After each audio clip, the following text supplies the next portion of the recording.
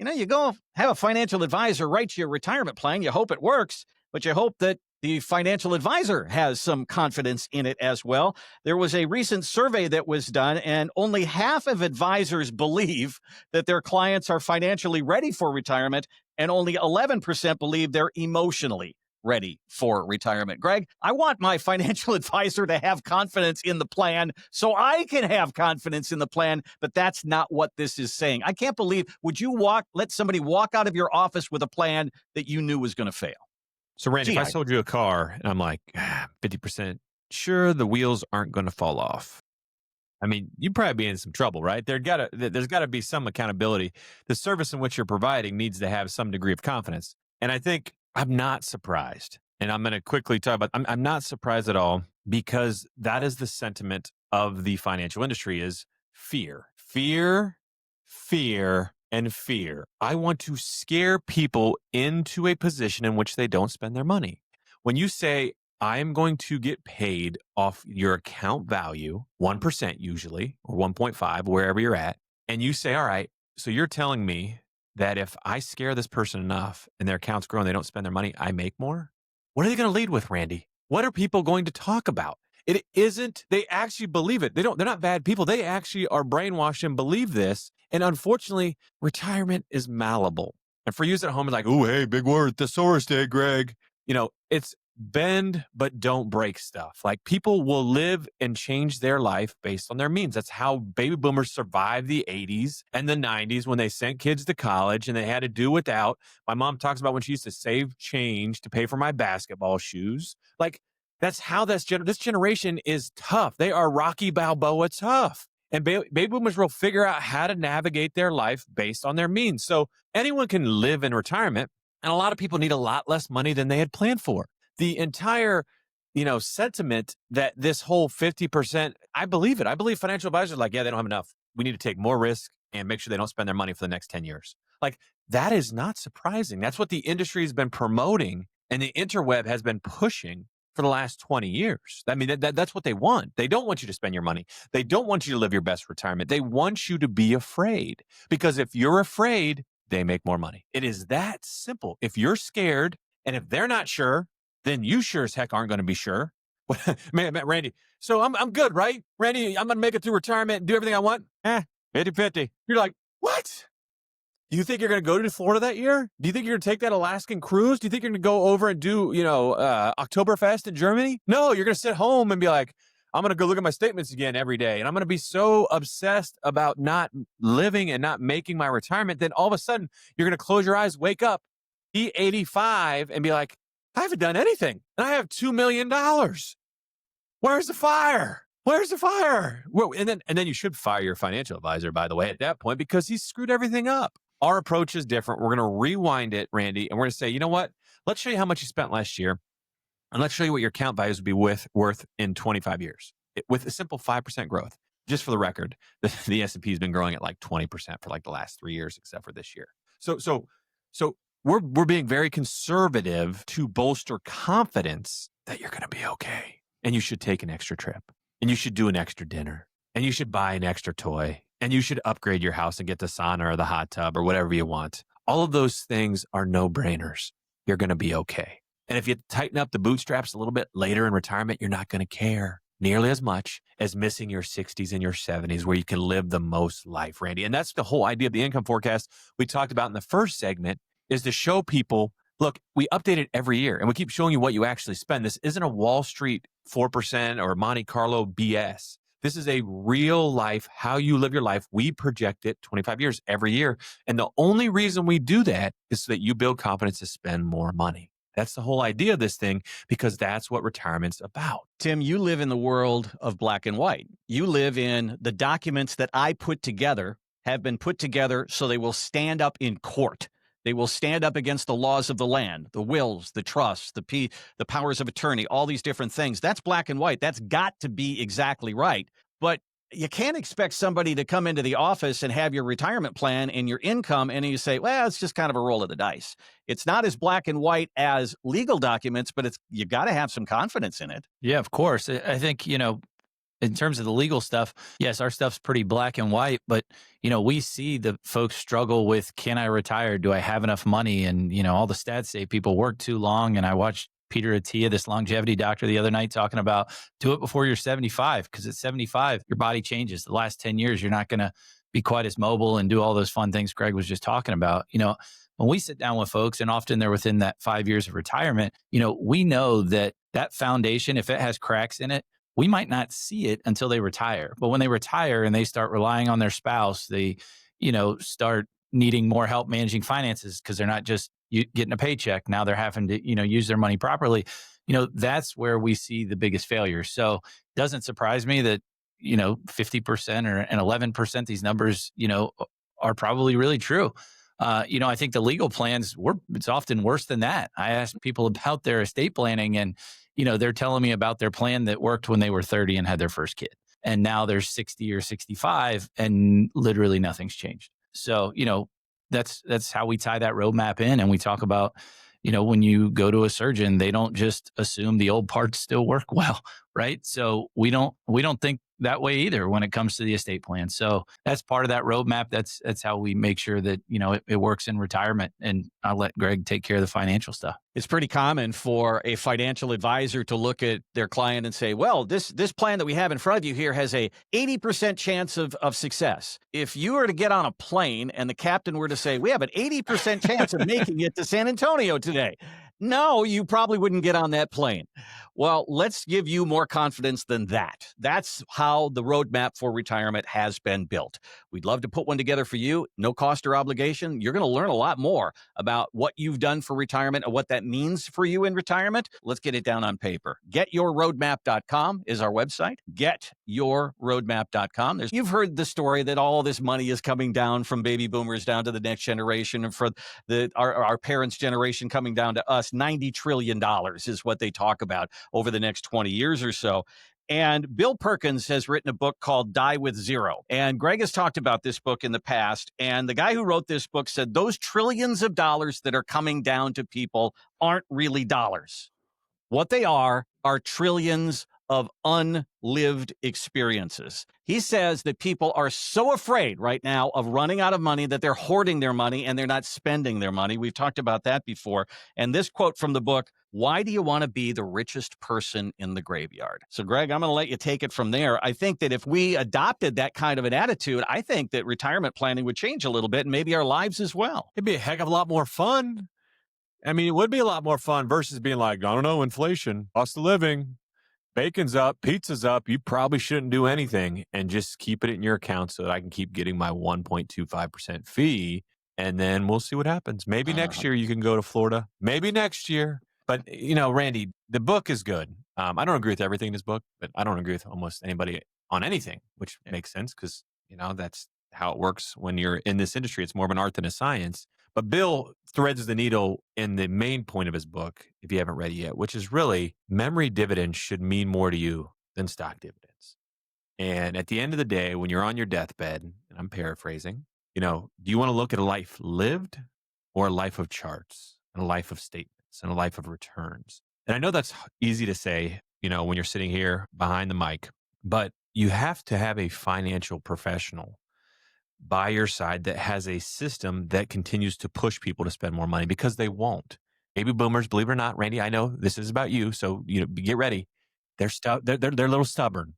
Oh, they're a little focused in their ways. They're a little stubborn, and it's hard to get them to believe after hearing 30 years that they're not going to make it through retirement safely to then start spending their money. They only spend their income, maybe, or they only, they abide by some 4% rule or whatever they've been spoon-fed for the last 20 years. We have to basically unwind all that work. And I think Bill's book starts doing that. Die with Zero starts to unwind some of those lies. I mean, they're lies. They're lies. People don't, you don't see people under the, underpass of your city holding up signs that saying, gosh darn it, the cost of Pizza Hut screwed me over. Now I'm indigent. Like that's not how retirement works. It moves and shakes with how you live your life. And I think at the end of the day, people in their 80s and 90s, because Tim and I, build an estate planning law firm, we see it. We see the accounts. It's not a lie. They're sitting there at the end and they're saying, man, I wish I would have done a little bit more. I wish I would have done one more trip with my family. I wish I would have done one more, adventure, one more memory book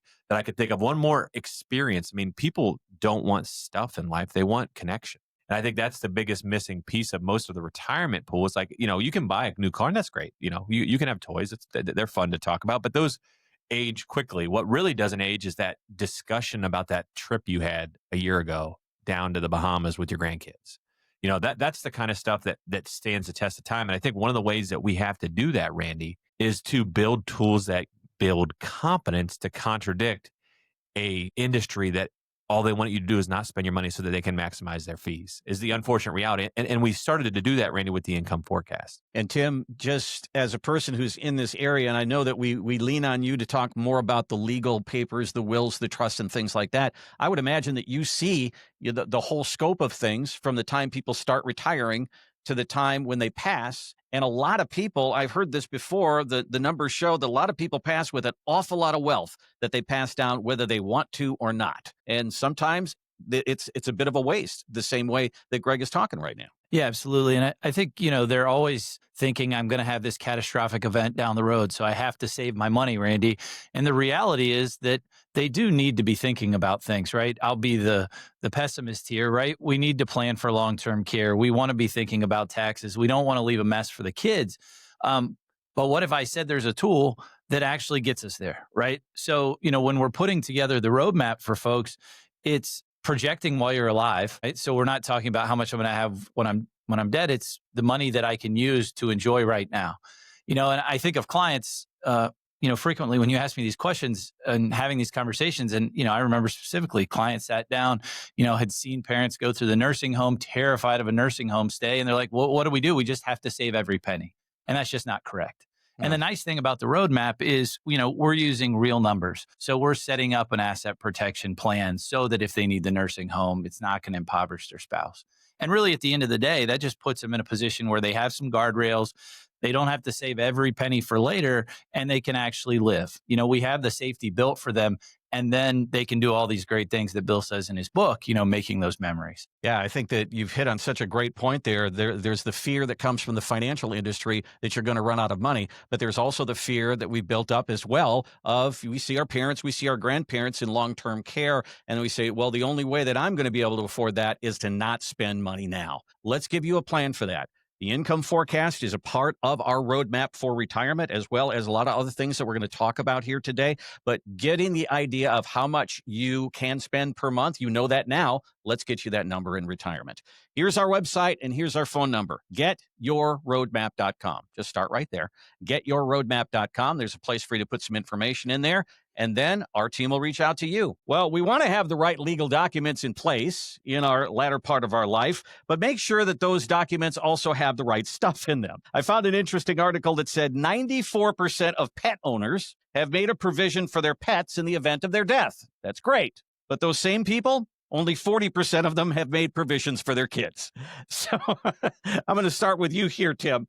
Have you seen that in the past, that people are really into that and maybe they leave something out that's really important in their own estate planning, and we got to get that stuff on track? What have you seen? Yeah, I mean, certainly we have folks who care about their pets. If they buy a dog a little bit later in life, or if they have something more expensive like a horse or something that's going to live longer like a parakeet, they care about those things because there's this presumption that humans are going to mature.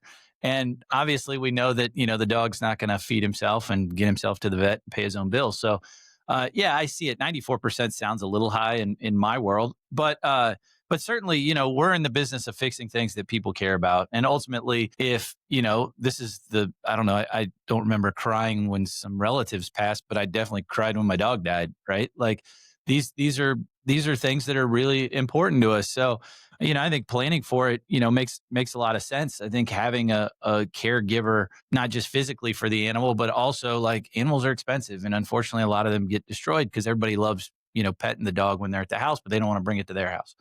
So, yeah, I think it's something we want to be thinking about. My wife is on all those websites, adopt a pet things, and there's always one or two there that their owner had passed and now it's up for adoption someplace. You don't want that to happen. But Greg, I mean, just talking about estate planning overall, I mean, there's a little bit of minutia going on there, including taking care of your pets, but also taking care of everything else. Randy, we're gonna talk about the 800-pound gorilla in the room that you're Go a cat ahead. guy? It I am a almost cat divided guy. this is almost ruined Man. the radio relationship from the onset when I found out that he had 82 cats and he walks them on leashes. I do. It Yeah. was a tough hurdle to get over. Randy and I Hank and worked through it. Deanie, love of my We're life. those two. barely hanging on by a thread.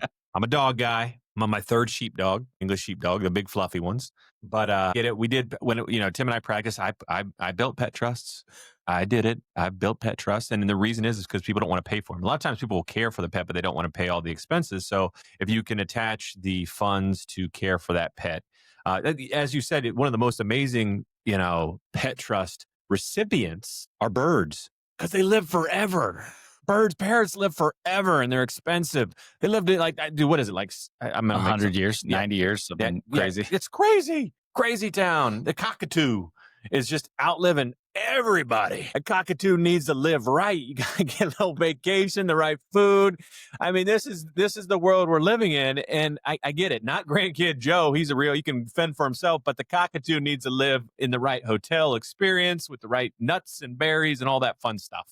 So people do get cuckoo about, certain things, and pets are one of them. So when you're building a estate plan, there's a lot to explore.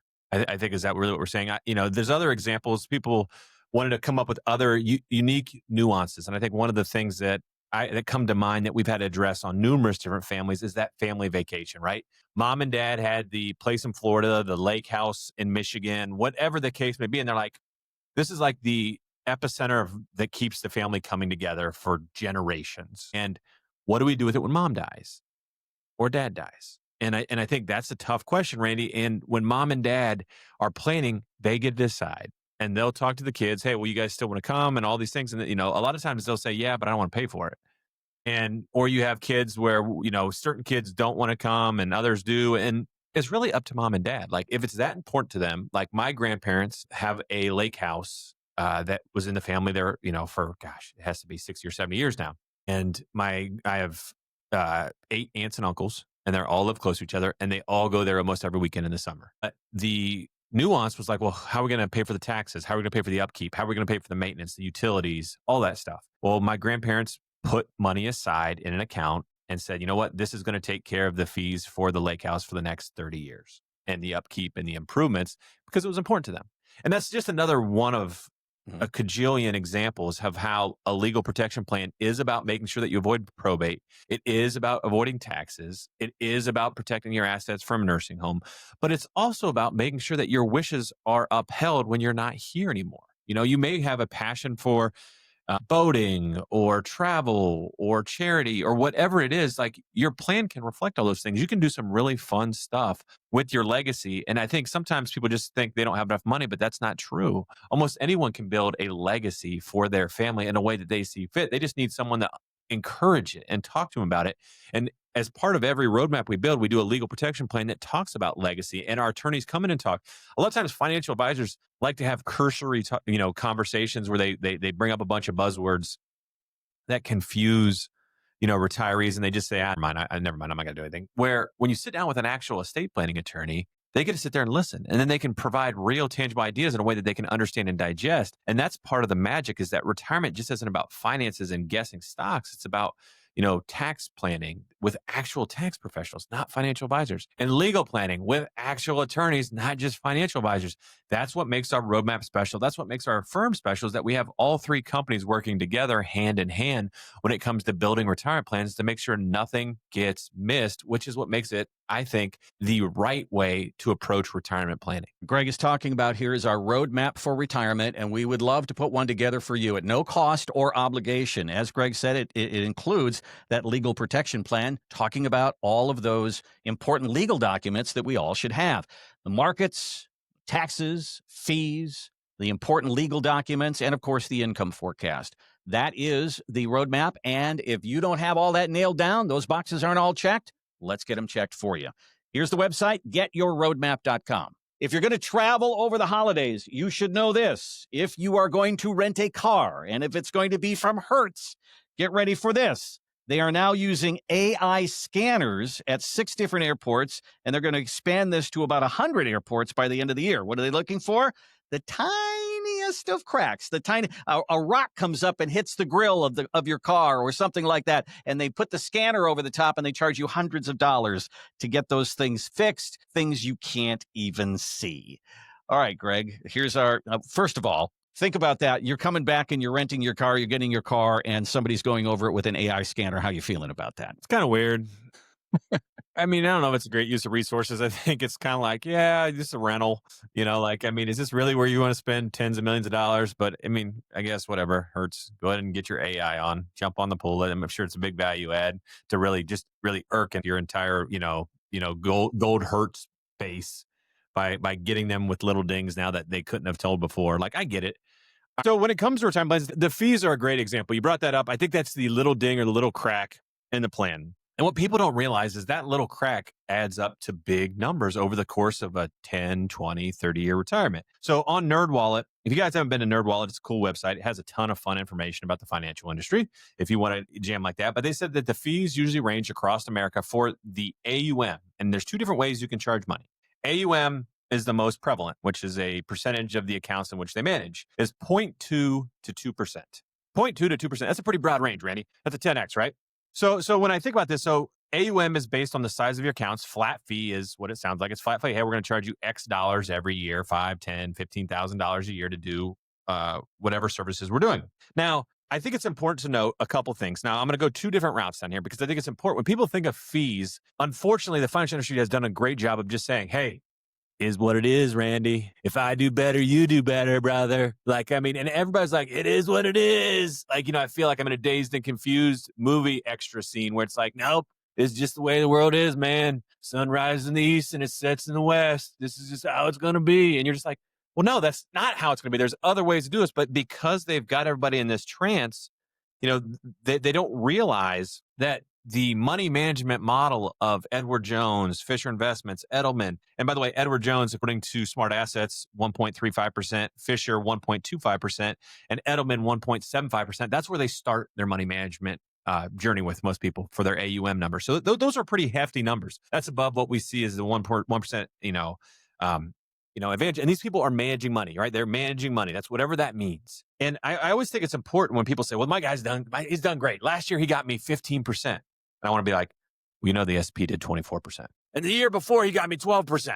Big money. And I'm like, S&P did 26% in 2023. And they're like, oh, that's almost half. That means he did half as well. He finished half the race. And and he's getting 1.35%. So if you're just going to judge someone on their money management skills, put them against an index. If that's what you want. Now, I think that's not the right way to think about retirement. But if that is what you're paying for, put one number up. Start being objective, not subjective. I know they're cool. I know they take you golfing. They take you to coffee. But do me a favor. Put a sticky tab of what the S&P did each year and put a sticky tab of what your returns were. And you'll probably not be very happy. That's the reality, folks. That is what you're measuring. If that's what you're paying them for, mind you, if that is what you're paying them to manage your money, because here's the hard truth. That's the feeling herder. You're paying 1.35% for Edward Jones to manage money. Guess what else you could have done? You could have bought a Fidelity S&P 500. You know how much that cost? 0.015%. That is 0.00015 of a percent of your money that you could have paid and got those juicy 25 and 26% returns if you wanted someone to manage your money. If that's the only thing you wanted, you can do it. Most of them are 0.02%. I looked up a handful before the show. Those are those ETFs, the S&P, Fidelity, Schwab, they all have them. Vanguard, those are all very economical if you're just looking to mock the market and get returns from an equity standpoint. So if they're getting that, what else is your financial advisor giving you? How are they making up 98% of their fee? If you could do it basically for nothing, buying an S&P 500, what else could you? Now, I know what everybody's going to say. You're going to have a bunch of people post on my video. All right, Greg, I'm fired. I'm hiring. I'm going to go get a S&P 500 and that's all it. No, that's not what I'm saying. I think that the approach of thinking about money management as a retirement planner is silly. What if you need tax help? What if you need legal help from Tim and his crew? These are what make a plan work. Income planning, diversification, not just chasing returns, but understanding how your income flows, understanding how to make sure your money lasts for 30 years and not just through the greatest bull market over the last 16 years. Eddie Goofball, can make money. All you do-it-yourselfers, you're not special. Everyone made money the last 16 years. You're not a genius because you picked NVIDIA 2 or 3 years in. Congratulations. Like, this isn't how you plan for retirement, and the reckoning is coming, folks. If it wasn't for a couple stock buybacks on the dip, we would be having a very, very bad November. People are realizing the mismanagement of the allocation of AI dollars, and they're also realizing that not only are they being mismanaged, but they're not giving a clear path to monetization. What does this mean? It means they're spending money and have no idea how they're going to get returns on it. They're just all taking your dollars and putting it out in the market and hoping eventually somehow they figure out how it makes money. That's scary. That's a scary time to have your life savings in the stock market. So I implore you, if you're going to pay an AUM fee, ask what all the services are. If you're going to pay a flat fee, see what the services are. You can't compare the two unless you have a list of services. People are like, well, what's your flat fee versus your AUM? I'm like, well, my flat fee is ironically almost always cheaper than an AUM model. And my service list is always 2 or 3 times as long. So I think even if we were a little bit more, we would still add a lot more value because we do the legal plan. We pay for the legal documents. We do the tax returns. We do the tax plan. We do the income forecast every year. We have attorneys around the corner. We have more resources. We pay for more resources to be available for our retirees so that they can navigate retirement, addressing all the issues versus just chasing the S&P 500, which isn't retirement planning. It's gambling. That's the difference of working with Golden Reserve and why we have a book, a TV show, and a radio show called Fire Your Financial Advisor. They don't have it right. They're missing integral pieces, and that's why we have the roadmap to hopefully start to highlight. We do it at no cost because we want the industry to wake up and evolve. It's not just about winning your business. It's about changing an industry and helping retirees navigate retirement. So even if you don't use us, at least we'll give you a push in the right direction when it comes to fees, taxes, market risk, long-term care, income. All of those things get a push with our roadmap. Do it what you want with the information, but at least get the information right. You're listening to Fire Your Financial Advisor with Greg Ayler and Tim Stallings at Golden Reserve. And to get what Greg is talking about there and a better look at your retirement at yourroadmap.com. That's our website. Very simply, yourroadmap.com. Let's put a roadmap together for you. No cost or obligation. You can do it this way. Getyourroadmap.com. Well, this show is just a little bit different. We're not afraid to talk about a lot of different topics in retirement planning that a lot of people on these kind of shows avoid. One of them is long-term care. We talk about it regularly on this show. Why is it that people don't want to talk about long-term care? It's because nobody wants to talk about their death. And the other thing is there's a lot of people out there that believe that long-term care is covered by Medicare, and it is not. Like almost 60% of people believe that I'm going to get into long-term care and I'll just file Medicare and they'll just take care of that. That is not true. The same study said that many financial advisors, only 34%, have even discussed the topic, when they sit down and plan with people for retirement. Tim, this is like number one on your list. This is your area of expertise. Do a lot of people go in feeling that they don't have to plan for it because it's covered by Medicare, or what do you see? We definitely see that confusion that you just referenced, Randy. I think, since we're kind of playing with the statistics here, 70% of people who reach age 65 will need long-term care. And if you're married, there's a 90% chance. So that's why we talk about it. And it's not 34% of our clients we talk to about it. It's 100% of our clients that we talk to about it. They have to have a plan. And certainly, our tool is more broadly legal based in the estate planning world. It's powers of attorney, it's wills, we do revocable trust. But, I think the number one safeguard for middle-class retirees is the asset protection plan. Because we've been doing this 20 years, nursing homes have, probably gone up at least threefold in terms of the cost. So at $120,000 a year for a nursing home or $60,000 to $80,000 a year for an assisted living, like that can really impoverish your spouse. It's just a fire sale. And Medicare does not pay for long-term care costs. The confusion arises because people have a fall, they're in the hospital, they can't go home yet, so they go to the nursing home for rehab. And the purpose is to get them back home. But eventually that rehab ends, and most of the time it's more like 20 days. Then you're on the hook. If you have to stay at the facility, you're either privately paying or you're spending down in order to qualify for Medicaid. And I can tell you, the story can end two different ways. I had a family sit down with me after, mom had already been in the facility, and $480,000 later, they were looking for some help, right? You can have a much different path if you plan ahead, right? So same diagnosis, two different results. The big difference is, did you go through a roadmap and get a proactive plan together, or are you just calling me when you're in dire straits? So, long-term care, certainly big for us, certainly a question we ask of anyone we sit down with, because it's really important that their roadmap and their legal plan addresses how they would deal with long-term care. And Greg, you've said many times that when that fall takes place, mom fell, okay, she's got to go to rehab, looks like she needs a new hip. Then during that 20 days or 30 days or wherever she's in rehab, then they discover, why did mom fall? And then we start to see, oh my gosh, there's some cognitive issues that are starting to happen here. And not only do we have to get her back on her feet, but now we got to make a really, really tough decision and talk about long-term care. It is hard because Medicare does pay for that rehabilitative stay. So I think it gets people into this false sense of comfort where, when dad went in last year, we didn't have to pay anything when they went in the nursing home because he was in there for 2 weeks, did some rehab and came home. And people talk about that and like, oh, okay, so Medicare pays for nursing home. And to Tim's point, it will do rehabilitative care up to 100 days. But what most people don't realize is that most people aren't getting better at some point. And when they're not getting better and improving is when they kick you off Medicare, Randy. That's kind of the magic moment when you go from Medicare paying to now privately paying, or if you have long-term care insurance kicking in, or all those different, factors. So, what I encourage people to do here is don't plan to go in the nursing home. No one's going to do that. That's a really hard conversation to have. But what I would say is plan what happens if you need care, because we all have homeowners insurance, but we don't plan for our house to burn down, but we have it. So our attorneys at Ayler Stallings that Tim runs and helps build plans for us have the conversation about a life care plan.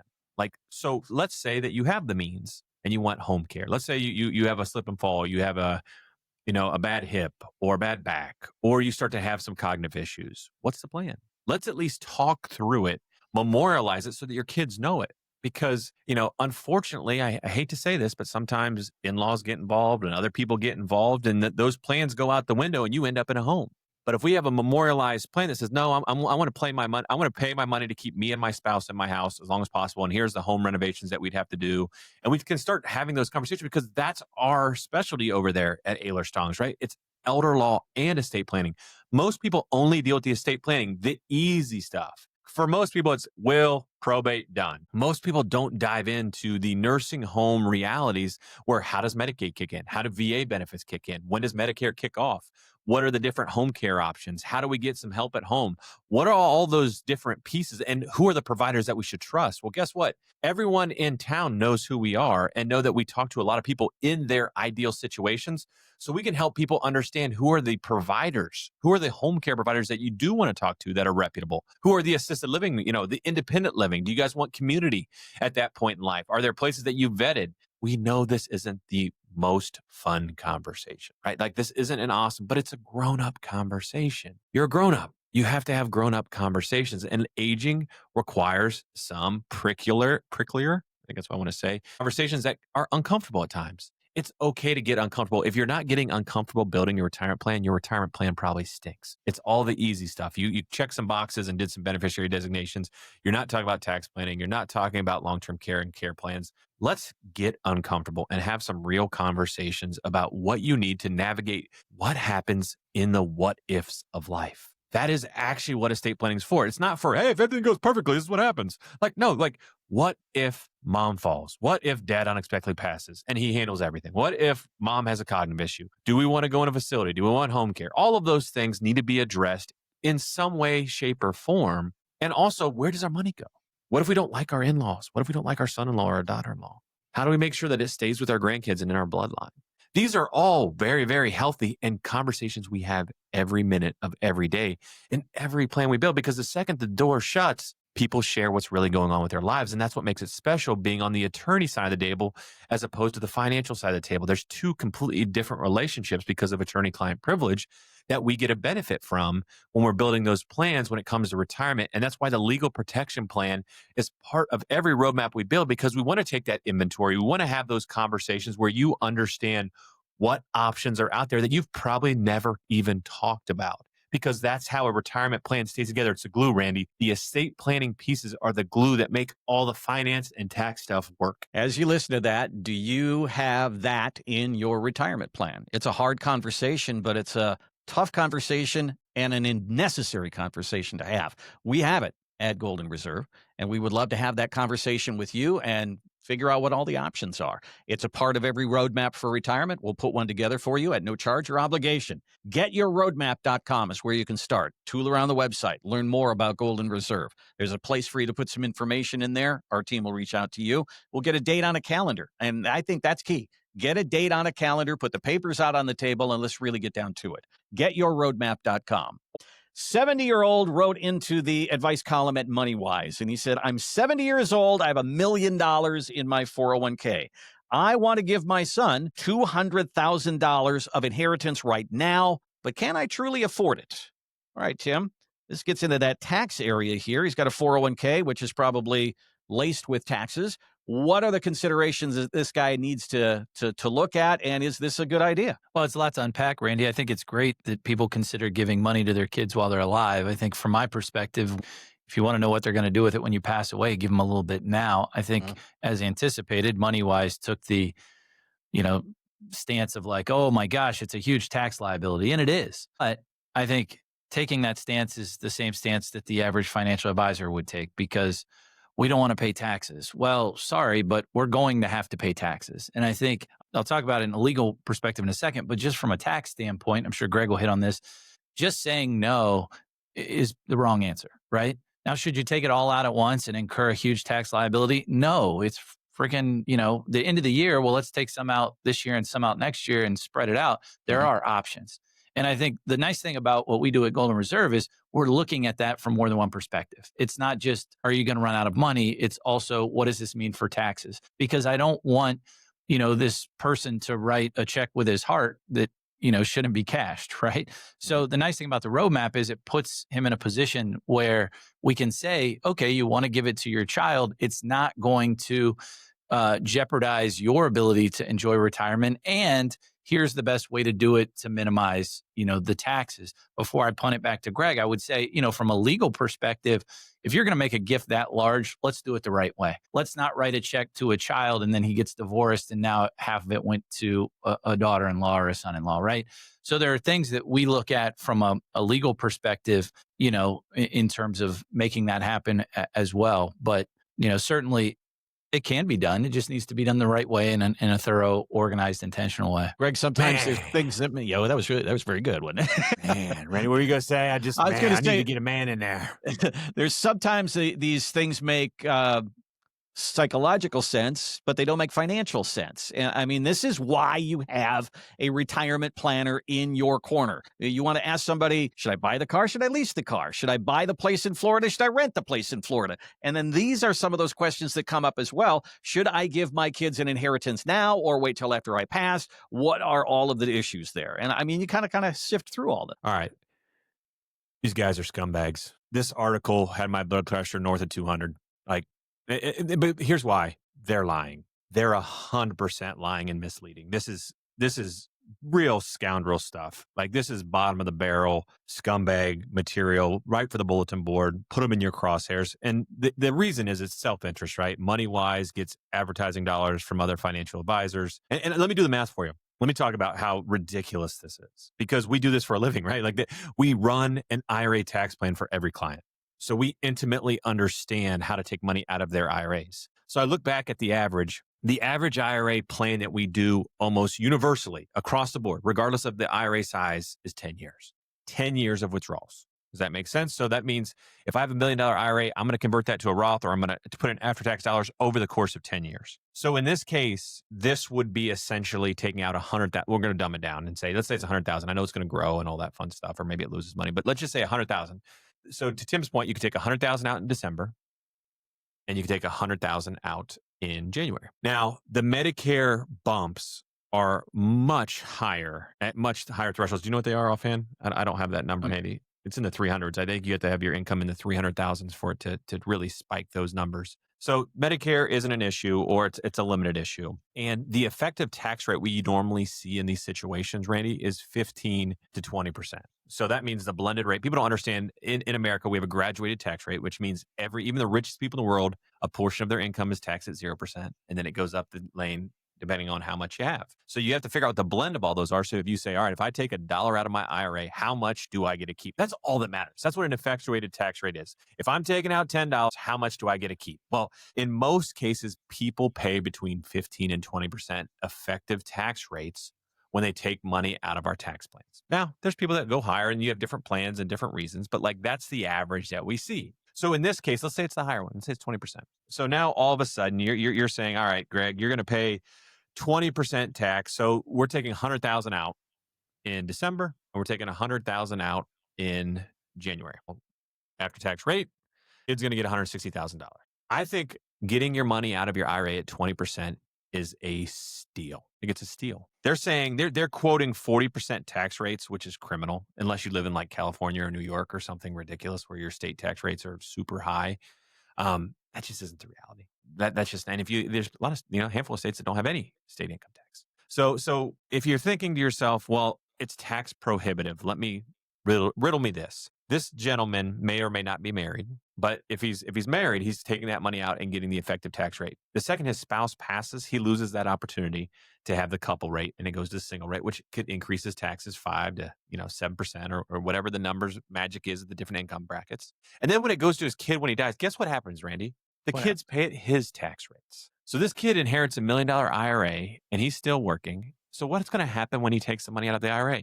He's going to pay this in addition to his high income. That's what's going to happen. So you're going to end up in the 30s or maybe even close to 40 doing it that way. So not only it's the opposite of what MoneyWise said. Not only is this a great thing to give your kids some money during their life when they probably actually need it. I mean, most inheritances come down when your kids are in their 60s. Like, okay, thanks, I'm retired. Whereas now their kids may be in the 30s or 40s. They're paying kids to go, their kids are going to college. They're doing all kinds of things. They're buying another house. They need, this is when they need the most support. And not only that, but I'll make the argument all day until I'm blue in the face that they're going to pay less money in taxes on their IRA by doing it this way. By having an IRA tax plan where you're systematically taking money out of your accounts over the course of 7 to 10 years, you're going to beat Uncle Sam. Because when that kid inherits that $1 million, what do a lot of the kids do, or in-laws of the kids do?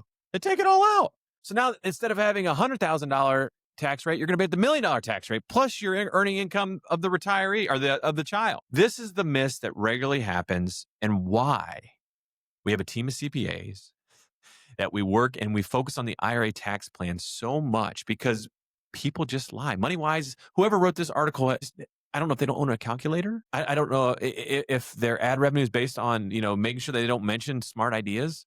I don't know, Randy. I don't know why they would publish such a misleading article because, again, are we building memories? Think about what that $200,000 could do to that kid's life. It could change that. It could give them the opportunity to send one of their kids to college that they would have never been able to afford. Maybe upgrade their house to have an extra bedroom so their kids could have their own rooms. These are things that change lives versus just inheriting another statement after your kid's already graduated. And then the money just goes from generation to generation. And the only person that wins is the financial industry because they get to keep charging their 1% on the unspent money, untaxed amounts over the course of your entire life and then your kids. So you get a tax plan. Look and see how you can get this money out of this tax trap. It's only going to get worse as tax rates probably increase because we know that they're the lowest they've ever been in America. We don't see them getting any lower. You don't have trillions of dollars of debt and cut taxes again. So what's going to happen? Imagine if the tax rate go up 5%. All the lost opportunity for all these baby boomer IRA dollars. Don't wait another day. Get an IRA tax plan. It could make the difference between you paying 10, 15% versus 20 or 30%, which on $1 million, Randy, is not tens of thousands of dollars. It's hundreds of thousands of dollars of tax saving. Our roadmap for retirement is available to you. We're going to talk about markets. We're going to have a plan for that. Risk, IRA tax map. We're going to talk about fees. Maybe there's some things in there that you don't even know about that you're paying for. Many times there are. The legal protection plan, wills, trusts, all the different documents that you need there to go through your retirement years, and the income forecast is all a part of our roadmap for retirement. Let's get you that information. You'll feel, I think, better as you go into your retirement having more information about what your savings can do and will do for you in your retirement years. Yourroadmap.com is our website, yourroadmap.com. There's a place for you to put some information in there. Well, thanks so much for listening. Have a great weekend. Have a great Thanksgiving, and we'll see you next time.